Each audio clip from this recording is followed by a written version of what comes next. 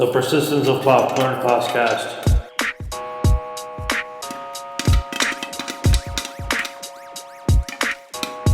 The persistence of popcorn podcast. The persistence of popcorn podcast. The persistence of popcorn podcast. Speaking of Canadian bad cop movies, I heard that the guy who did Pontypool is doing something similar, like as the next movie. Oh yeah, he's the guy who did. I won't be going to watch it then. Oh really? I know. I met him years ago, and and I have a What's his name? Brett McDonald. He just turned me off because when me and Andy were making things, he was running. I forget the name of the magazine. Are you guys still there? Yeah, we're here. Yeah. He was running. He was running this magazine called Cinema Canada or some shit. He was the editor or somebody, whatever he was there. And we called him up and we went down there. We went down there with photos of our movie, like, you know, things and stuff. He said that he would write something about it. Oh yeah, don't worry, I'll write something about it. He said, and this and that. We'll get it in there. And he never ever did nothing, and so that's why I've never watched any movies, and I've never been a fan of them. Hey, listen, just be straight up, like, hey, I'm not sure if we can get this in. Yeah. You know what I mean? Like, we'll see what we can do or whatever. Don't give me some fucking bullshit. And that was like over 30 years ago, and I've never been able to bring myself to watch any of his movies. His name's Bruce McDonald. Bruce McDonald. Yeah. So I've never been able to. Is that your connection, Chris? That's making you sound so fuzzy. What? Every time it sounds talk, okay it now. Sounds fuzzy Hey, or who something. knows? I might have to get over it if he's making a bad cop movie and watch it. It just bothered me, and then we kept calling him. This is back in the day before cell phones, like, you know. Yeah. But you keep calling them, like, and we wanted to get our pictures back and stuff, and because these were 8x10 nice colored pictures of the things, creatures, and whatever, and I don't know, maybe I'm wrong on this, but we always felt that. Because when we met him, he told us, he said, I'm making this flick. I think it was called, Roadhouse or something? Roadkill? I don't know. I haven't seen anything. Roadkill, I think it was called. I haven't seen anything besides Pontypool, which I do like. No, his first movie in Canada, like he was Canada's darling and all that bullshit, right? And I think he got money from Telefilm, the government, and all that kind of shit. And I may be wrong on this, but I always saw it as, well, he was kind of squashing us, like we were outsiders, right? Yeah. But he gets money from the government all the time. He's fucking Canada's darling and all that bullshit, right? They hear Bruce McDonald's name and they get down on their knees blowing their fucking cock for this guy. It's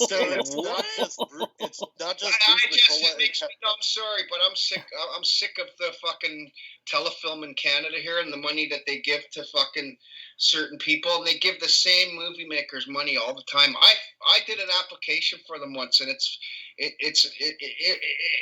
was a nightmare. Like, it's worse. Like, you think going for a mortgage for your house, all the stuff you gotta get together. I'm serious. This was worse. Like, he did everything except give blood. And then they call me up and talk to me for an hour why they're not giving me the money and why they don't like the screenplay and fucking all that shit, right? So but this guy's not just some hybrid of Bruce McCullough and Kevin McDonald from Kids in the Hall? Bruce McDonald? No. All right. But anyways, I've always been I don't know. He just pissed us off how he handled that, and then we had to keep calling him all the time. Then finally, we got our pictures back, whatever. And I always felt that he must have seen us as outsiders or whatever. Maybe he thought, oh, this movie's going to be a piece of shit. But listen, don't tell us to our face that, hey, I'll get something in the magazine and there's going to be, and then you don't do fuck all. At least put a line in your magazine where these guys are shooting a movie, whatever. Anyways, it just turned me off. And like I said, he's one of them guys. They fucking they're always throwing their money at this guy, the government, fucking, and I can't get a fucking dime from the government, so. So I don't rely on government funds. I don't rely on that, and I did try applying once, and I would never do it again. And why? It sounds why, brutal. Yeah. I wouldn't want to rely on them to, you know what I mean? Like whether you're going to get a movie made or not, it's going to be a fucking telefilm or some government fucking bureaucrat, right? Yeah. And they're all into cahoots together. You know what I mean? Like, there's certain people that sit on this board. Well, they know the guy from Quebec or Ontario, their buddy filmmaker. You know what I mean? Like fucking. Here. Well, it's all fucking. They're all into cahoots. They can. I hate to be rude like that, but they can fucking. You know what I'm saying, right? I no fucking. So speaking of shitty militant government, Stallone takes these Christians. Hey, that's a good segue. Anyway, if I make you guys uncomfortable with that, I apologize. No, you're fine. You're fine. I just. We could actually. No, I'm pretty passionate about certain things, right? And we'll just title this episode "A Quaint Conversation with Barry J. Gillis," with slight mentions of Rambo.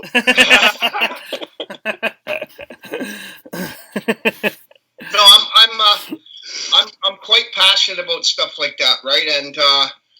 And absolutely, I would be fired up. I don't like these stuffy bureaucrats and all this kind of bullshit, or people who think they're better than us. Their noses in the air. That kind of shit fucking turns my stomach, right? So I'm just saying. And there's in the U.S. a fair amount of people. No, there's a fair amount of people, especially I don't know, maybe in the U.S. industry as well, but in the Canadian filmmaking industry, there's people who they think they're a little better than you, or whatever. Maybe not a little, but just uppity up types, right? Yeah.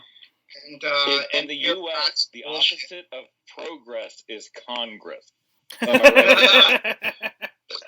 more politics. Yeah, no more politics. Unless it's about filmmaking.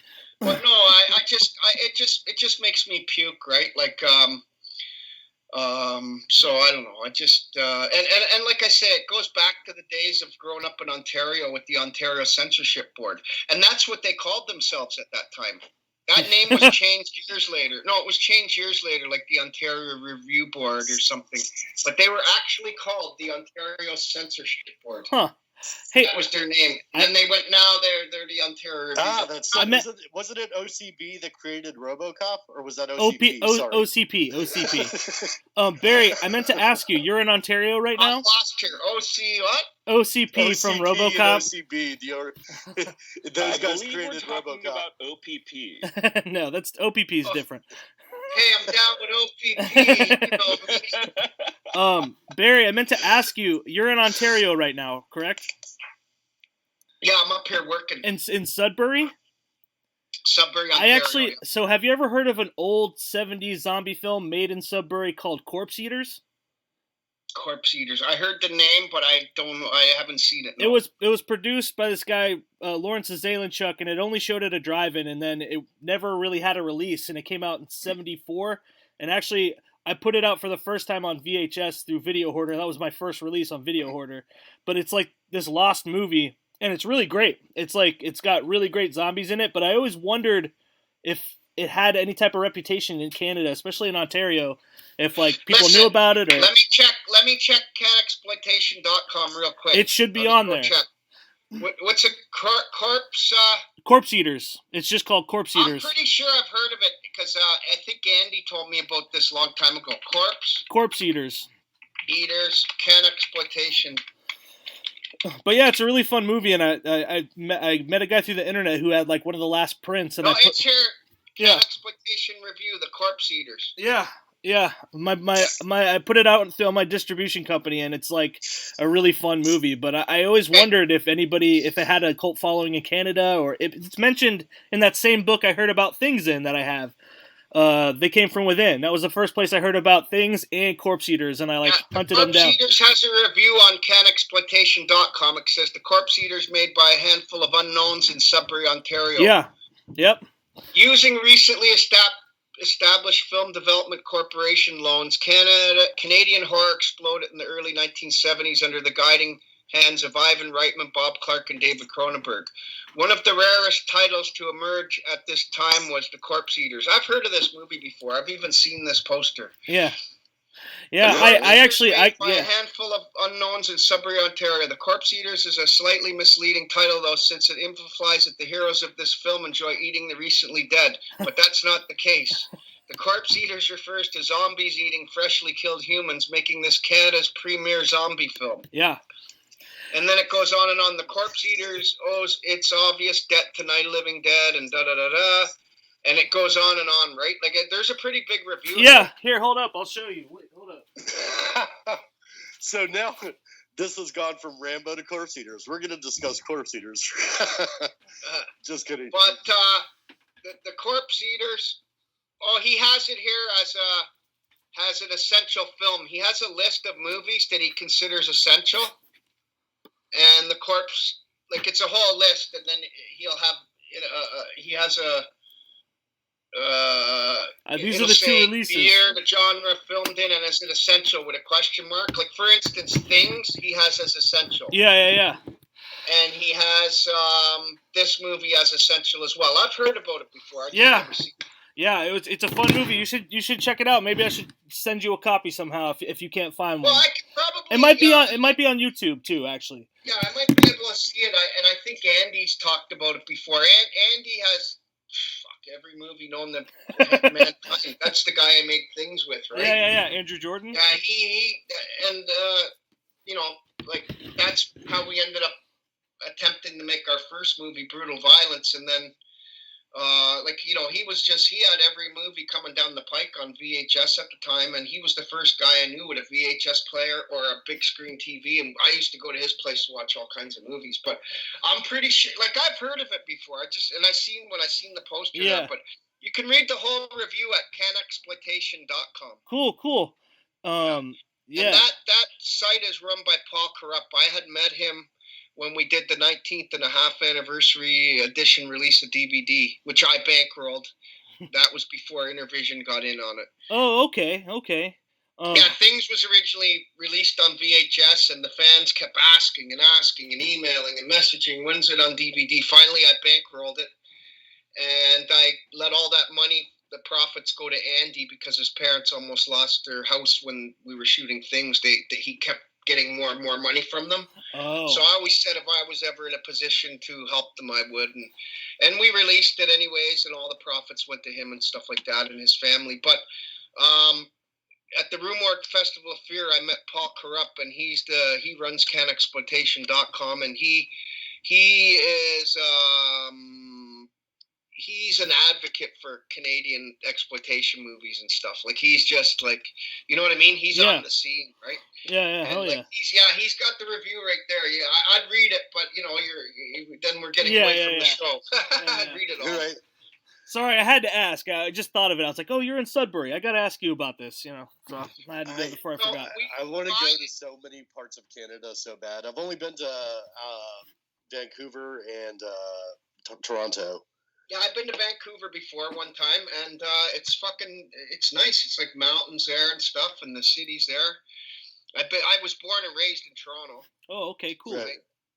Yeah, and I've been all through Canada except for Prince Edward Island. I've been all through the United States, like not every state, but I've been through a lot of states, and I've been to a lot of states, and I love going down to America. I love America. It's a great country. It's fucking. I've always loved visiting down there, and I meet Canadians that talk about these arrogant Americans, and you go down there and this and that. That's not my experience, and there's assholes everywhere you go. I don't care if it's America. Yeah. No, but I'm just saying, the Americans tend to get a bad rap like that, and you'll hear Canadians say it here and there. Oh yeah, them Americans, they think they're. I'm like, And there's some people who haven't even been to the United States, and they talk like that. I'm like, you haven't even been there. But no matter where you go, like, there's fucking assholes wherever you're going to go, right? There's fucking people, there's assholes. But Americans do got a bad rap for that, you know what I mean? And that's not my experience. You know, there's people who think they're fucking, there's arrogant Canadians, there's arrogant. But I love going down there. I love every state I've been to. I just fucking loved it. Like, I don't know if you guys have been to New Hampshire or any of that. Yeah. Yeah, the Northeast is amazing. Maine. Yeah, I used to haven't love been to going Maine, to Mount but I've Washington. been to New Hampshire, Cape Cod, Boston. Yeah. I've been Vermont's incredible. I've been to Boston, I've stayed in Haverhill one time for a while. I've been through Tennessee. I've been through Ohio, Tennessee, Michigan, Kentucky, Mississippi, Arkansas. Because me and my cousin went all the way to Mexico on a trip to get steroids. The car was full of them. This is back in the 1990 or something or whatever, 1991, whatever year it was. And then we ended up staying in Corpus Christi after we were in Mexico half a day, and then we loved it so much we went back 2 months later. So I've been through all those states, but I didn't spend much time in those states other than Texas. And then I've been to Louisiana, and the food is great down there too. I love Cajun style. Oh cooking. yeah. I love the catfish. You can get that here, certain restaurants, but I mean down there it's like it's everywhere. Yeah. And then I've been to Los Angeles. I was in San Francisco for a week before too. They did the U.S. premiere of The Killing Games at the Another Hole in the Head Film Festival. Oh, okay. Oh, cool. I've heard of that. Yeah, and I went down for the U.S. premiere and what did you think of San Francisco? Oh, I thought it was a great city when I was there. That would have been 2012, I think. No, I was here. You should have said hi. I forget what. I can't remember the exact year, but I think it would have been 2012. Oh, I went out to Alcatraz. I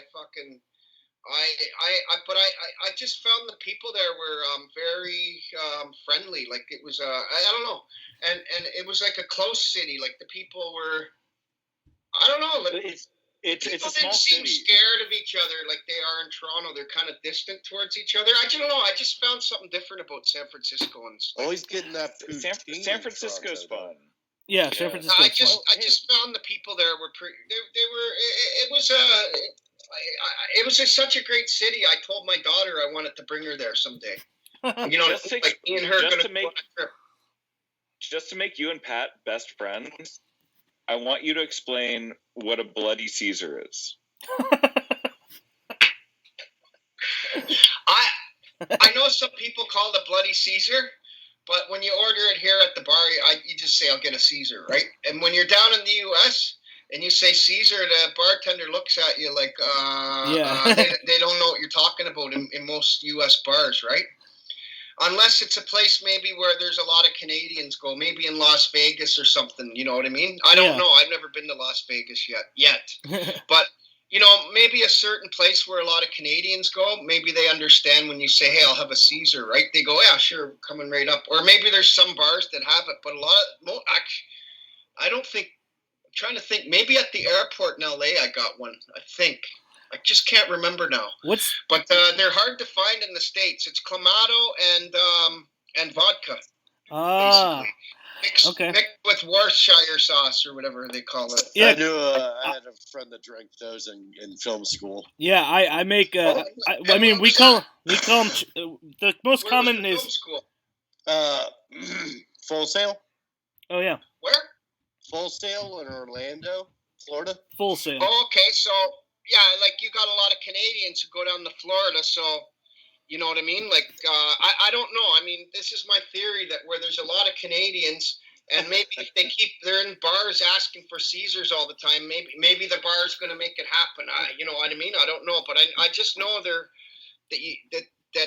a lot of people look at you like bartenders. They don't know what you mean when you say like a Caesar. But some of them will say drink. Well, some of them will say Pat's favorite drink is a Michelada. Yeah, I love chiladas, so I use Clamato and beer and all that stuff all the time. Yeah, so basically it's got it's got Clamato. You guys got Clamato down there in the grocery store? Oh yeah. Oh yeah. I don't know, man. We don't really have ketchup chips, but we have. We don't have Clamato, ketchup chips, but we have Clamato for sure. Well, no, Have you you can tried get ketchup ketchup chips. chips? Full dress. Yeah. We do a full dress. Do you like ketchup chips? I like all dressed too. I also. You guys get all dressed. I'm a big fan of poutine. Poutine's one of my favorite things. Yeah. But a lot of times I'll be in a store in the States. I'll say, like I don't know, whatever, or I'm somewhere, and I'll say, I'll get a pop, or do you have any pop, or where's your pop, or whatever, and they don't call it pop, it's soda. Well, right? some places do. Yeah, but they everything call to me it is amyl Coke. nitrate. Amyl nitrate. Yeah. It's a lot of places. I love going to the United States, though. I miss going to the United States, and I got to get down there again. I love it down there, and actually, I've always dreamed when I get a certain amount of money that I could live down there, be a dual citizen, right? Like maybe I can be an American and a Canadian. There's Canadians that do that. That's weird. I I want to. I don't know if you can see. I got my "Live Free or Die" eagle here. It says "Live Free or Die." That's what they have on the New Hampshire license plate. Live Free or Die. Yeah. And then there's "Live Free or Die Hard." Oh yeah. But that's what it has on the plate, and I got that right on here. And believe it or not, the eagle that was done down in Cuba, because as a Canadian we're allowed to go to Cuba, right? Oh yeah. We just were given that ability. Yeah. But I think Trump took it away. I haven't been to Cuba for many years, but when I was going down there, a lot of what you hear about Cuba is actually propaganda, because the people that you meet, they're like, they love America. Mm-hmm. They have America flags in their house. I knew one guy with the most beautiful flag you've ever seen. He had it like in this chest, right? He's like, come in here. Talking about America, whatever, and all that. And he's my buddy. He's like, come on in here, look at this. And he opens up the chest. And plus he knew I got that eagle done, right? And he opens up the chest. Barry, do you work out? He had the American flag.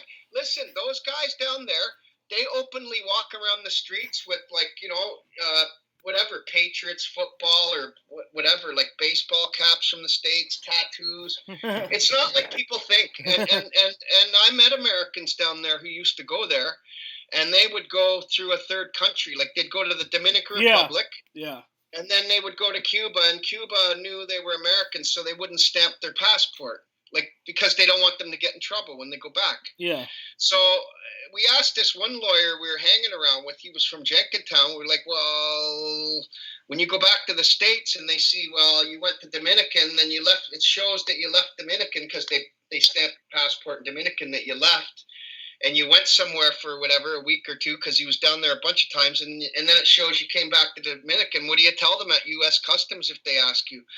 He says, I just tell them I was, traveling around some different islands. He said they knew where he was at. They didn't care. But a lot of what we hear is propaganda. Even Canadians, they think that. Like, I met Canadians who were never in Cuba, and they're like, they hate the Americans in Cuba and all this, and they don't like America. I'm like, that's bullshit. That's propaganda. That's government. That's between governments and stuff. The people there, a lot of the people are in the Communist Party, but they're only in the Communist Party to... so they can get extra benefits and stuff like that. Do you understand me? Yeah. Yeah, like they fucking. I met people in Cuba that they fucking. At the time, Castro was the president. Like, I was down there 10 times when I was younger, because I wanted to marry a girl from Cuba too. But anyways, so like you would meet them, and like when they got to know you a bit, they would tell you what they thought of the communist government and shit like that. And there was only one person that I remember, and it was a girl I was going out with one time, and she was the only one who was going, no. She loved the communist government. Like, I guess she was brainwashed, whatever. But I'm telling you, most of the people, they would tell you in private that they they wanted to live in a democracy, you know, where they could vote and, you know, all that kind of stuff. Yeah. At the same time, Cuba's a very safe country. Like, you can walk in anywhere at night in the alleyways, whatever. You're very safe in that country. It's probably the safest country in the world. It's a communist country, right? So, I mean, the cops even call you over sometimes. You're a tourist, and they call you over to look at your ID, and you go, "Hey, I'm a turista, right? Turista." And most of them, once they see you up close, okay, and they let you go. Some of them actually want to see your ID, your passport, right? Because they don't have mobility rights there. Like, so, for instance, to go, you know how we have rights to go to this province or that state or anywhere we want, right? Yeah. They don't have those rights. They can go to those cities and places if they have a reason to be there. Huh. So their family is there, or they got to go to the hospital, or they work there, or, you know. Now, I don't know. That might have been all changed now that Castro's out of there and all this kind of stuff, right? But and I think they're moving more towards, you know, like you know, a free market and things like that. But my point is, it's not what you think. Like, the Cuban people themselves don't hate Americans and all that shit. Yeah. You go there and they want all that stuff. Well, you know what certainly might be is Burma. These guys are fucking killing their people with mines, making them run across water, and we almost forgot into geysers of 2008 Rambo, eh? But yeah, in Burma, like, I mean, Stallone just goes to Burma, Rambo there, and I mean, he just takes care of business. I mean, like, you wouldn't believe, eh? Well, what's crazy, when he gets the Christians to the camp they're going to, they walk up, they get their fine, and they're helping these people out, and the army just comes in, the Burma military, and starts throwing children into fires. Jesus, that scene is rough. But you see, another thing with that is, to me, that movie is showing you the reality of the world. Yeah. Number one. Number two, the badder you show the bad guy or the evil, the more you can kill him, the more you're going to cheer for the good guy. Yeah, but I like Stallone. Like, he's the director, so he's making all these decisions. Nobody else is making. I mean, he's the one who makes the decision to show, like, the, you know, those women, like, they're, you know, how they rape the women and do all this, and you know what I'm saying? Yeah. Like, he's the one making those decisions. Like, he doesn't have to show all that stuff. He doesn't have to show those documentary. I don't even know if that's real documentary footage or they just. I don't know if he shot that or if he actually got that. Yeah. Found that, because it's crazy. Yeah. But I mean, like, that to me is showing the reality of the world around us, and. But yeah, so they're cruising on the boat. These pirates come out and they're threatening to rape the woman and kill everyone else. And Stallone just pulls out the fucking gun and takes 5 of them out in less than 10 seconds. Just down the line. It was incredible. And then the pirates come and raid this village and take all the Christians hostage, and flamethrower annihilate the whole village. And that's when Stallone gets word that he needs to go back in and save these people. And he's really, like, protecting the girl. He could say fuck all to all the other Christians. He doesn't seem to have a relationship except for that one guy who he hates. Well, he even says that. He's like, we're only doing this because of you, Sarah. Like, he says that several times. He thinks everybody else. It's one of my favorite movies. It's quite the bloodbath. I mean, he goes for it. You know, he goes for it. He sets up the villains as very despicable and hateable, and you really want, like, there's a big payoff of him eviscerating, like, it's just with the annihilation. Like, well, it starts with the Claymore, and then only somehow gets more destructive than what the Claymore destroyed. Yeah. Well, the Claymore and the bomb. He is a one-man Claymore. It's the Claymore and that big bomb. Puts it right next to the big. It's one of my favorite movies. Like, it's you know, he like, I mean, like, there's some good. There's like, I met. You heard of Uwe Boll or Uwe Boll? Oh Yeah. I met him at the American Film Market because he also owned a distribution company. And I met him at the American Film Market with the Killing Games and all that stuff, and was talking to him in his office at the hotel where they hold it. like they clear out all the hotel rooms and they make offices out of them and whatever. Yeah. And he's in there on his his exercise bike and whatever, and we're talking and stuff. And he told me, he goes, "Oh, I love the violence too and all that, right? Like he loves the blood and the violence." Actually, he told me to watch a movie that he made called Defer or something. Okay. It's supposed to be really, I guess, gruesome and bloody. It's what happened overseas or something. I gotta see it because I've seen the other. Oh yeah, I heard of this. Yeah. Defer or something, whatever it was. Because later on we emailed each other and stuff like that too later, and because he saw the trailer for the Killing Games and he was really interested. But I mean, they were handling higher budget movies. He was really interested. And then I guess he sent it to his partner, some actor that he knows or whatever that was part of this company or something.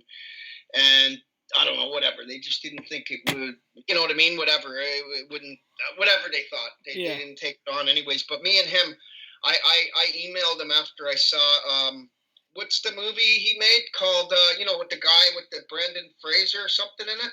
Christian Slater, maybe? No. Brandon, what's his name? With Oot Bowl? Yeah, he made a movie. I didn't know he did one of those. I know he did one of those Christian Down, Slater. He did that one. House of the Dead, right? Yeah, I'll tell you the name of the movie. I got to look it up. There was House of the Dead, Near Dark, or After Dark. Yeah, no, I'll tell you the movie that I'm talking about. It's pretty bloody. It's I'm looking at his thing now. Rampage. That's it. Rampage. Oh yeah. Not to be confused with Dwayne the Rock Johnson Rampage. Not school. Definitely not School Ties. Now this one here is this Rampage. I don't know. I think Rampage President Down is different than the original Rampage. Oh, Assault on Wall Street. That I like that one too. I seen that. Oh yeah, the first Rampage, and the guy that I'm trying to tell you who was in it was Brandon Fletcher. That's the guy's name. Brandon Fletcher. Okay. But anyways, yeah, Uwe was telling me, oh, he loves the blood and the violence, and he was telling me that it doesn't.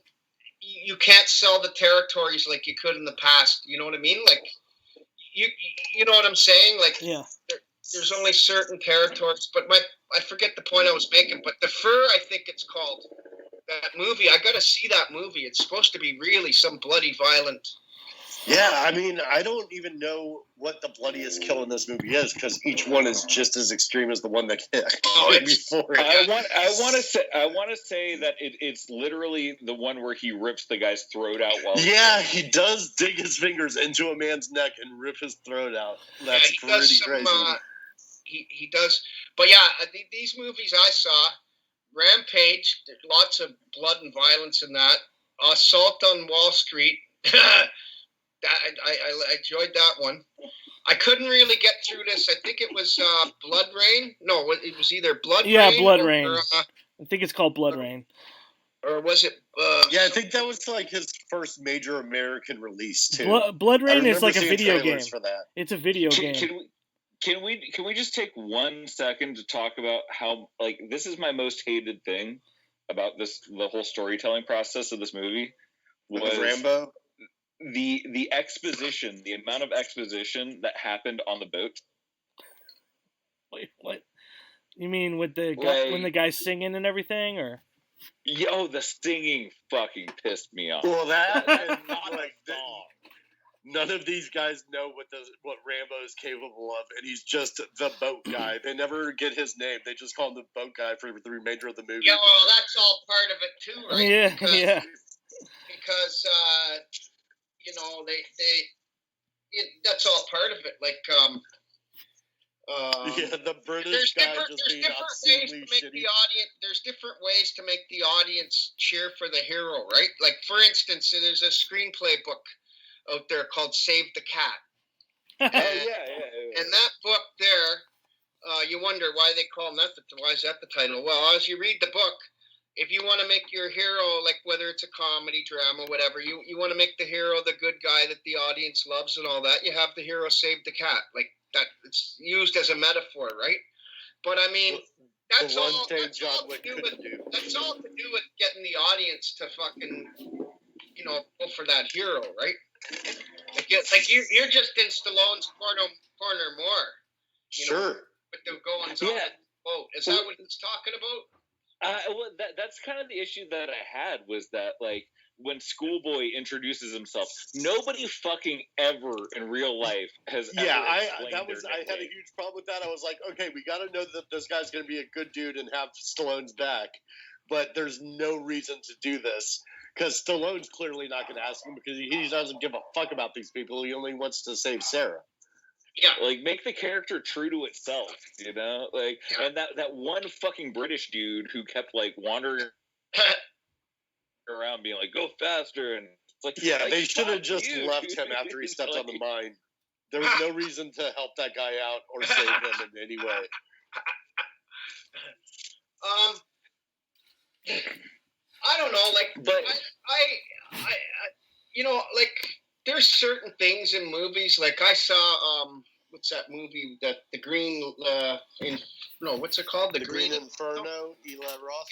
Yeah, I saw that movie, and there's a part there where they did you guys watch it or see it? I haven't seen it. No. I was interested. There's a part where they put marijuana down a dead person's body, right? They put the marijuana in.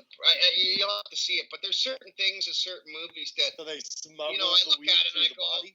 well, the whole idea is to put the bag of marijuana into this body, and then the cannibals, when they go to cook that body, they're going to all get high. Oh. And, like, there's stuff like that in movies that you go, this fucking, how am I supposed to believe this, whatever, right? I saw that in the soft but that makes Hasselhoff. But my point is that... Okay, my point was that I think it's fair to be picky about movies, but I think there's two schools of thought on this. I think there's people who enjoy the movie whether they know something is a little bit, you know what I mean, like a little bit far-fetched. And then there's other people that just dismiss it like, it doesn't matter. Fuck, man, this movie, you know what I mean? And that's how I'm feeling about it. I can see, though, why somebody... there's suspension of disbelief, and then there's, like, unnecessary, like, exposition, you know? Like, we don't need to tell the whole story to the audience, you know? No, I understand that, but I'm agreeing with you. I'm not disagreeing with you on that. Show, not tell. I'm just saying that all I'm saying is that there's some people that are more likely to let that stuff go, and then there's other people. Oh yeah. Like you can go to reviews on movies anywhere on the internet, and you see that kind of stuff all the time. Like, like what you're talking about. Like, like, this wasn't, whatever, something wasn't believable or whatever. And there's what? No, what I'm saying is, it's a rule that I have, which is, in my opinion, my nerd brain kills all my fun. Yeah. What I'm saying is, like, I believe that's up to the viewer, right? Like that's one of your rules that internally, if you see that something like that, starts to turn you off a little, whatever. Whereas there's other people that, well, fuck, man. The best is when he's under the Jeep and the best is when he's just under the Jeep and he lops that guy's leg off at the knee. but it's just such a clean cut. No, what I'm saying is, one of my favorite things about you, Barry, is that your work is like fucking. It's total suspension of disbelief. It's fucking great. It's like immerse yourself in this shit. Live in this world. You know, like live in.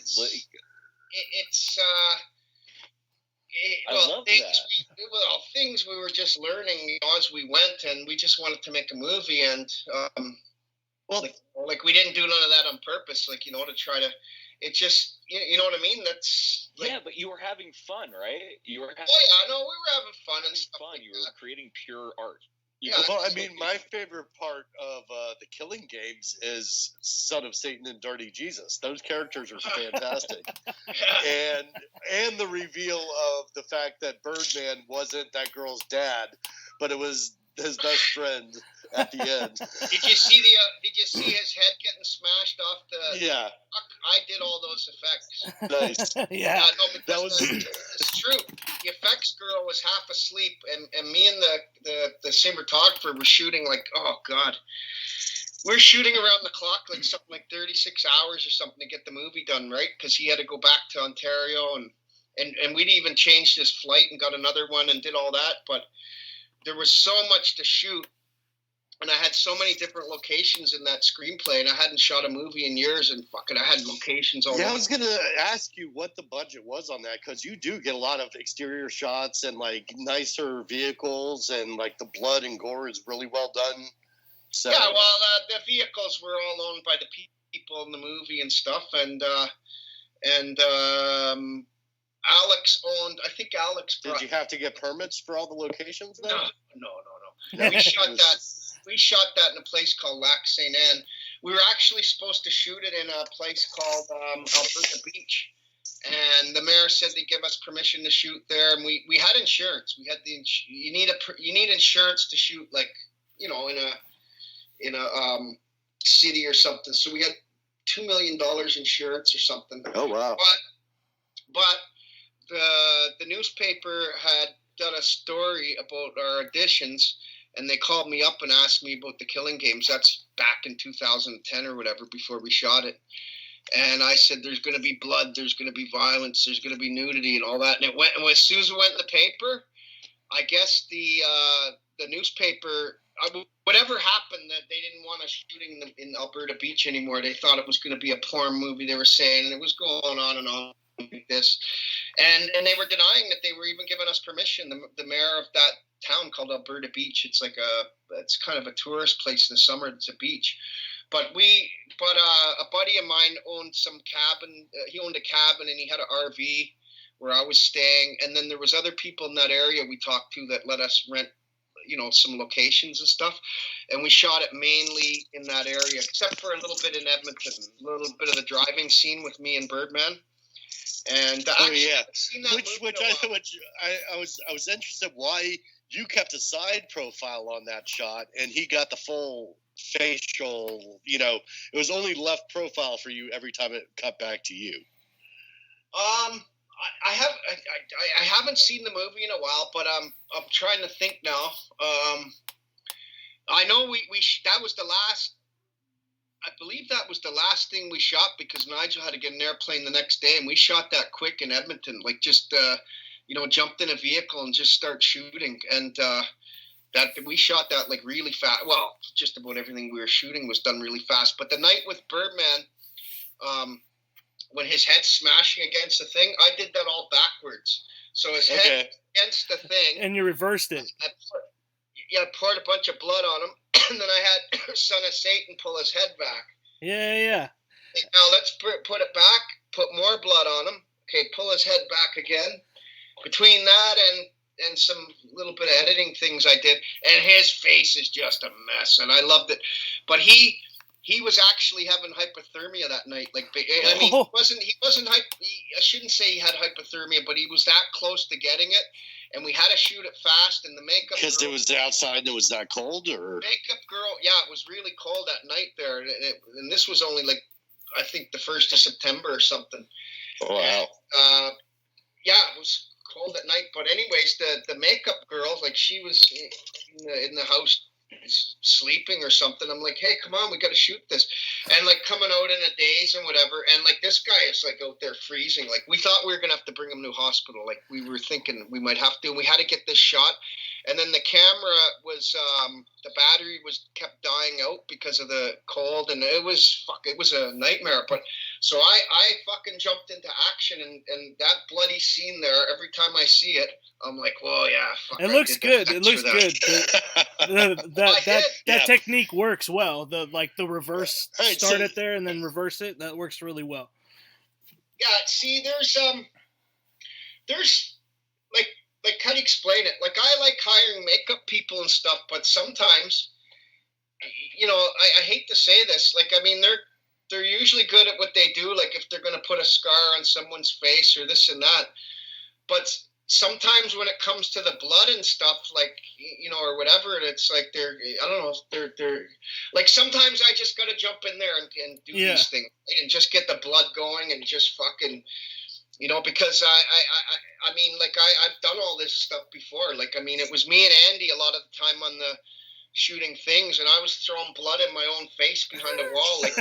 Like I'm drilling with this hand or whatever, or what, I can't even remember everything now. And then with another hand, I'm throwing stuff in my face or squeezing a bottle, or it's just. But I mean, like I'm used to I'm used to setting up all kinds of stuff, like all that stuff with like in things where the guy's guts are being pulled out and all that. You know what I mean? I'm right in there. My hands are right in there doing that stuff. But I mean, it's hard to be, like I was just going to say, like Stallone, to be directing and also acting in that movie. I mean, that's like, I mean, that's hard. Yeah. Yeah. It's not easy. I'm telling you that. He's got to have a good there's crew. just so many impressive stunts in it. And I noticed that the stunt coordinator was Chaz Stileski, the director of Deadpool 2 and John Wick movies. And, yeah. Like, he's really good at setting all this stuff up. And yeah, like one thing I am learning as time goes on, like, I mean, you have to get people that are, experts in their field. Like, you just can't do everything yourself. Like, what I mean? But it is quite a feat. I mean, to do like what Stallone did, or like Clint Eastwood does, like how they can you can be in an entire movie and act and direct and keep your mind, like it's as a director you have to keep your mind on everything going on, like everything under the sun, and it's like that's tough. Like that's like when I see a movie with somebody who directs it and they act in it, in a movie like that Rambo, or a Clint Eastwood movie that he's directed and he's starring in the whole movie or whatever. Like that movie he was in, with the car. Oscar? Herbie the Love Bug? Gran Torino. Gran Torino. It's like a vigilante. It's Gran It's Torino. like a vigilante in it, and he's living like it's Gran Torino. That's it. Say that again. Gran Torino. Yeah, that movie there. Like I believe, he directed and was in that. I'm just saying, it's a big feat just to do that alone. Absolutely. I mean, didn't he? Do you Go ahead. Do you think that's why they give themselves minimal dialogue? I think for Stallone, I don't know about that, but my theory is like Len J. Phillips. He's putting money into the movie, and we had deal we're going to put him in the movie, and I went and met him, and I directed him outside of Boston Pizza to see his acting ability, and I said, you're going to need some acting lessons and stuff like that if you want to do this, right? Because he was serious about putting some money in a movie and acting in it, and that's what we did. We got him some coaching lessons, whatever. And my experience, for instance, with him, this is my theory on it, is I gave him a bunch of lines in the first anthology, and he wasn't like remembering them, and I don't know, stuff like that, and whatever. And then I learned fast that it's best for him to have minimal lines. Now, that's not why I'm saying Stallone and Clint Eastwood have the short lines. That's not the point I'm going to make here. The point that I'm making, that I made to him, was because I was thinking it was. The point I was going to make. It'd be hard to focus on that. No, that I'm not saying that that's not true, but I find that those actors tend to have not that many lines anyway in their movies, whether they're directing or not. Yeah, I mean Rambo. I mean, you look at not Field of Dreams, Dances with Wolves. That's all Kevin Costner in every shot, and it's just like, how did he do that? But I was going to say though that certain actor. Anyway, what I was telling Len was, because he was kind of getting upset. He was kind of taking it hard, right? That I was saying, and then I said, hey, listen, like you don't have to have lots of lines in a movie. I said, look at Clint Eastwood, look at Stallone, look at some of these other actors. Like they it's very brief dialogue in the movies, and it's very powerful. I said, so don't worry about it. I said, and I know how to direct them, and I know how to get what I need out of them and everything. And I'm really happy with Len. That's Len J. Phillips I'm talking about. If you saw the Tales from the Dead Zone trailer, he's the guy in the movie. He's got what's it called? Like a fucking, like it's like a bat with spikes in it. Oh, yeah. Yeah, okay, yeah. Well, that's Len, and Len is also in that trailer near the beginning, and he's in a wheelchair tied up with rope around him. That's Len. Okay. Okay. He also stars as LJ with that, I forget what you call the mace, I guess. Yeah. But anyways, I just told him because he seemed to be taking it hard, right? Like, but I mean, you know, like if you're having trouble remembering tons of lines, there's no need of me to be writing all those lines in the movie for you. I said you can be just as powerful, like Stallone, Eastwood, or I named some other actors, and I mean, those actors, for the most part, you don't see tons of dialogue with them anyway, whether they're directing or not, from what I remember. Like, it's, you know what I mean? Like, there's certain actors that, you know, they're not sitting there they're not in the screen like, you know, with this many lines, like, you know, like, Yeah. You know what I'm saying? So I'm Absolutely. not saying, I mean, I can't imagine the amount of pressure just being on an associate producer, let alone the director. I mean, even what you did on The Killing Games, it's crazy. That's like, quite I mean, an I'm undertaking. in that movie briefly, but But I mean, directing, writing, producing, editing. I prefer to just produce and direct and edit the movies, but I feel that I don't know. I just feel, you know what, I should make an appearance in these movies. You know what I mean? I don't know, just because I've been in things and I was in Wicked World, and you know what I mean. I might as well continue to be in them in some way and whatever. But I prefer producing and directing. That's my favorite. Right. Thing. Yeah, no, Okay, people that's are awesome. expecting to see you though, for sure. So it's good that you make an appearance, I think, you know. But I do agree that, you know, like they're I mean it's not out of the question that, like you're saying, Chris, that maybe an actor is directing the movie and, you know what I mean, he can't remember a whole page full of lines, like he's got all things in his mind. But like I say, I don't know if that's in this case with these, with kind of Eastwood or Stallone or whatever, because you know what I'm saying? I've seen them in other movies where they're not exactly sitting there across from a table, you know, like with a ton of dialogue, like they're not. It's not like Tom Hanks, you know, or something, or Yeah. Well, it's almost like a testament to their acting ability, you know, like because Mel Gibson's like, probably like, the best if you example look where at, he. Sorry. Are you talking about Road Warrior? I'm just saying, any movie No. he's like Braveheart, he had so Braveheart. much dialogue in that movie, Yeah. and the action scenes were insane. I think it suits some actors and other actors. Yeah. It suit, like, you know, like, I mean, I'm not saying that. I'm sure. I mean, I'm sure those actors can remember. Like Stallone has a lot of lines in Rocky, like his lines. Like, I mean, but I mean, I don't know. I mean, anyway, that. Like I say, I don't know in those cases about directing and acting in it, but I'm sure it would probably be hard to remember a ton of lines and dialogue. But I mean, I don't know. I think it suits certain actors. Like, you know what I mean? Like the less dialogue, it can be very powerful. An actor doesn't have to be talking all through the movie. Very true. Yeah. Well, So I don't know how long. That's kind of where I was getting, because like I think 2 hours almost. I was about to say we're almost at 2 hours. I think.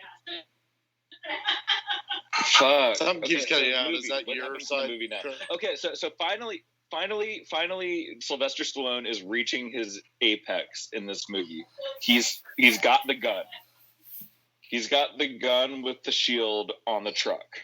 And the massive 40 caliber, whatever. Yeah, dude. Which is the most amazing. 5 to 10 minutes in any movie. He takes out so over the top. He's directed some scenes in that movie that are right up there with some great war films. Like, I mean, like some of the this is Saving Private Ryan level. In the reality, like, I mean, like this guy can direct. I mean, this guy's good. I don't know. I've always been a big fan of him. I have to see these other movies we're talking about. Like, there's a ton of movies I have to see. On my list. Yeah. Fight Club is a movie I haven't seen yet either. You guys ever seen that's with Brad Pitt? Everybody tells Oh me. yeah, Oh, it's one yeah. of my favorite Brad Pitt movies. Oh Is yeah. it good? It's really good, Oh hell yeah. He tells me. especially if you don't know anything about it going in. I saw Seven. Seven's great. Yeah, Seven's a movie I like. he had a really good run there in the '90s with 12 Monkeys and Seven and that. Yeah, I don't think I've seen. I can't remember. I might have seen. that's one of Terry Gilliam's best next to I have. Fisher King. I can't remember now. I think I've seen. I've seen clips, but I don't think I've seen all of the 12 Monkeys. I'm trying to get away. Sorry, we got the ice cream man coming up the street that's about to get loud and annoying. Oh, okay. Are we gonna hear the ice cream man? That's what I'm trying to avoid. I'm going into my room to see if it's. Does he got those quieter bells that go dee dee dee dee dee dee dee? It's a worse song than even that. But yeah, no, I mean, like I tend to like gritty movies. I like comedies too, like just watching a comedy, but I have to be in the mood for it. Do you find you got to be in a certain mood to watch certain movies? Yeah, I No, think I so. can throw on anything at any point. Like, here's my Blu-ray collection. Like, I just have so many movies. Oh yeah. Oh yeah. I'm in the man cave too. I got a bunch of movies. Yeah. But yeah. So I mean, I don't know what else to say. Yeah, I mean, that's pretty much it. Like, he saves these people by just annihilating an entire it's army. just a blood. And then he goes back to America and just retires until Last Blood. Yeah. But I mean, it's just I don't know. It's always. I'd say I give it 4 out of 5 stars. I love it. I wouldn't say it's perfect, but it's definitely great. I'll give it 5 out of 5 stars. 5 out of 5. 10 All right. I don't know. It's just I it's just that to me that like I know what you're saying, like different little imperfections, or like you're talking about the boat, the exposition, this kind of thing. But I mean, to me, it's like, you know what I mean? There's certain movies that I see that I don't know. I just for whatever reason, it's like you guys see a certain movie and you just love it, right? Oh yeah. Reason. Yeah, I mean, And like that, my to me, favorite drama is probably Magnolia. My favorite comedy, I would say, is I've The seen Jerk. Magnolia. That's with Tom Cruise, Yeah, and they got the frogs. yeah, Yeah. because it just gets super fucking weird, but it's also like a really beautiful movie. Yeah, I seen that long time ago. I can't remember it all now, but I mean, I enjoyed that movie, and And The Jerk is just endlessly funny, and Oh, it the jerk is gets great. better with age. The jerk is that's great. with fucking that famous comedian. Steve Martin. Steve Martin. Yeah, I've never seen that yet. I told you there's a ton of movies I have to see yet. He's just the most naive, dumb guy, but he means well and just the craziest and stupidest things What constantly about happen. John Candy? Did you like any of his movies? Oh, absolutely. He's one of my all-time favorites. A lot of Canadians in the Oh, yeah. up in Oh, comedies in the Hollywood and stuff. Like John Well, Candy. some of the best comedians are. Yeah. I never understood why, but but there's a lot of them that are funny. I guess I don't know. Yeah. But I always used to. You give it 5. I give it 4. Chris, what are you giving it? Krona's on mute for some reason. I'm asking. Okay. I don't. He's gonna give it a 2. I definitely give it a thumbs up. Man. Tracy's having like people over or something. Oh, okay. yeah. No. Pat kicked me off the fucking call. Well, no, because you were on mute, and I couldn't. I was trying to recall you because for some reason you were on mute. I don't know why. Yeah, I put myself on mute when I'm worried that I'll be making more noise. Yeah, no, but Anyways. we couldn't hear you, and What are you gonna give it, a 3 or a 2? Oh no, I have my own rating system. Tastes great, less filling. Tastes great, less filling. Yeah, I thought it was fantastic. I thought I got drunk, I got stoned, I got to watch some people get blown up, and my girlfriend let me know that a lot of people in Southeast Asia are actually missing limbs because of these landmines. Yeah, I'm sure. Oh yeah, no, that's a real thing. And for a movie maker not to sweep that under the carpet, to actually show all that, with the reality of what's going on, to me, and he didn't have to go to those extremes to do that. And like I said, part of my theory is that I always believed because his son was so into, like, like I told you, his son's company released Cannibal Holocaust and some other, like horror movies like that and, whatever. And that was always my belief. I could be wrong on that. Maybe he just wanted to, maybe Stallone just wanted to show the true reality, right? So But I guarantee what he was pleased his son with that movie. What was his son's company? Grindhouse Releasing?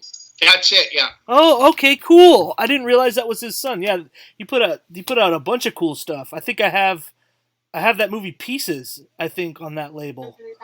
Yeah, I haven't been at their site in a while, but I mean, he was one of the owners of that. He was one of the owners before he passed away and whatever. Yeah. But I like I say, that's my theory. Whether I'm right or wrong, I always believed when I saw that movie, and then I knew that his son was bringing. I read a story somewhere that his son would go over to his dad's house and show him some of these movies.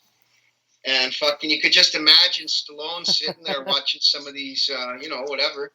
And I don't know. I just always believed that he, and I may be wrong, like I say, but I always believed he wanted to show his son, like, that he can fucking deliver. Yeah, I'd like to research that and see if that's. I don't know if it's true. If that is the case. No, I've never read that anywhere. I've never seen it anywhere. I've never, as much as even seen a hint of it anywhere. It's just been my theory because I knew that his Didn't John Travolta's son die too? Yeah, I think so. Yeah. I mean, I think that theory makes sense though, because I mean, but it could be wrong. Maybe he just wanted to show the true reality. But I mean, think about it. Like his son was a big fan of all these, like gore and horror and all that. Yeah. And like, you know what I mean? And his son was still alive at that time. But then I had read another story in some other article or something one time where he, he would go over to his dad's house with these, these low budget movies and shit, right? So, I mean, I don't know. That's me that's thinking that, dreaming that up in my head. I could be 100% wrong, and Stallone just wanted to show the realities and really go over the top with the blood and violence. But I wouldn't discount that, is what I'm saying. Because, I mean, like, you know what I mean? His son loved that kind of stuff, right? Yeah. The gore and the violence. So, I mean, I may be wrong on that. I've never read it anywhere. It's just my theory. It makes sense. I get into it. Like, I have a 2-year-old, and anything he likes, I want to, like, get for him. Like, he likes Godzilla right now, so, like, we watch a lot of Godzilla whenever he gets some TV time and stuff, and, like, I could see... Yeah, so let's say you were directing a movie, and he kept bringing over, I don't know, whatever, all these gore and horror movies all the time. You might think, okay. I'd want him... I'm going to show my son what I can put on the screen. I'd want my son to... all this trash? Yeah, I'd want him to dig what I'm saying. Yeah, it makes sense. How much longer till does Odie have to wait till he sees Godzilla and Godzilla King of the Monsters? I mean, he's gonna be 3 in September, so a while before he sees it. I mean, I've let him see. How much later till he has to see Dongzilla? Oh, dude, never. When I was growing up, I watched all that stuff. There was even this Mighty Joe Young. Yeah, there was a show that used to play those movies, like the older Mighty Joe Young, and I watched all them, Godzilla, everything growing up, right? Like, I mean, I just, you know what I mean? Like, Same here. I loved all that. But that anyways, guys. Yeah, I hate to say it, but I gotta walk my dog. Yeah. He's When's your show gonna appear? Or whatever you gonna? This might be up. Hopefully within a month, because we've still got 3 episodes that Pat's working on before this one goes out. Yeah, we just at put least out within a month. But I'll let you know, on Barry. Twitter? No, I'm not on Twitter. I was always thinking about getting a Twitter account, but I got so much social media going on now. I don't know. Patrick, you can email me, or he's on my Facebook. You can message me. I'll let you know. I'll let you know. Too, then. Let me know the link, and then I'll get it out to the fans and shit like that. Hell yeah, sounds good, man. Well, we really appreciate it, Barry. Yeah, I'll get it through some of our movie pages. And whatever. Yeah, that'd be great, that'd be awesome. Okay, yeah. guys. Take care. Thanks a lot, Barry, for doing the show, man. Okay. Have a good day, you guys. All right, good to meet nice you meet too. you. All right, bye. Thanks, Barry. Have a great night, Chris. Okay, bye. Bye. Bye. The Persistence of Popcorn Podcast.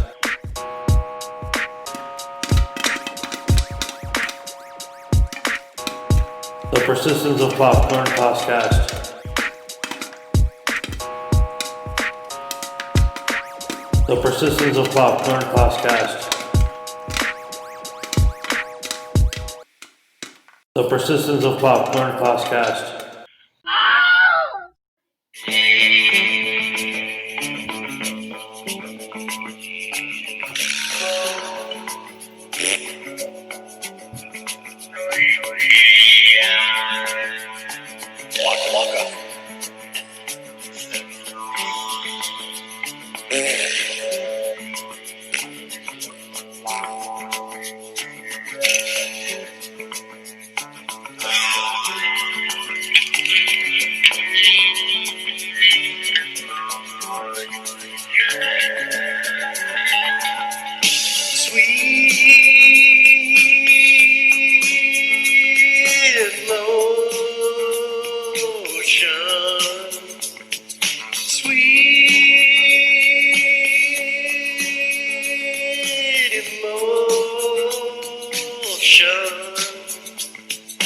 Talk about films and nobody cares. Watching things for all of the scares. You're streaming the flicks on a friend's account. You watch so many bad ones you just want to shout.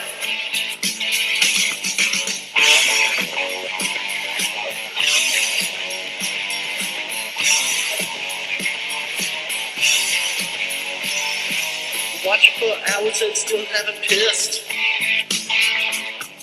Good thing you can pause so no scenes are missed. Gotta keep watching to be entertained. After 12 hours you really are drained.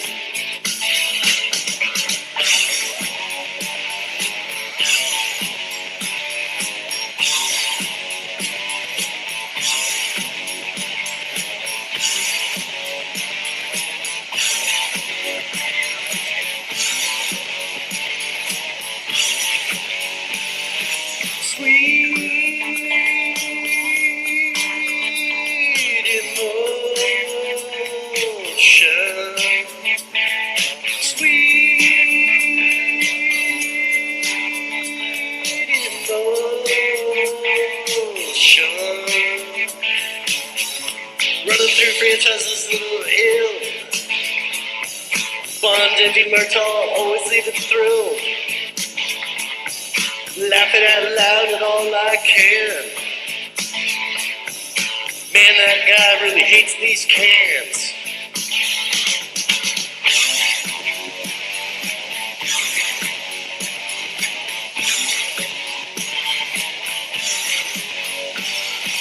Watching movies is good for the soul.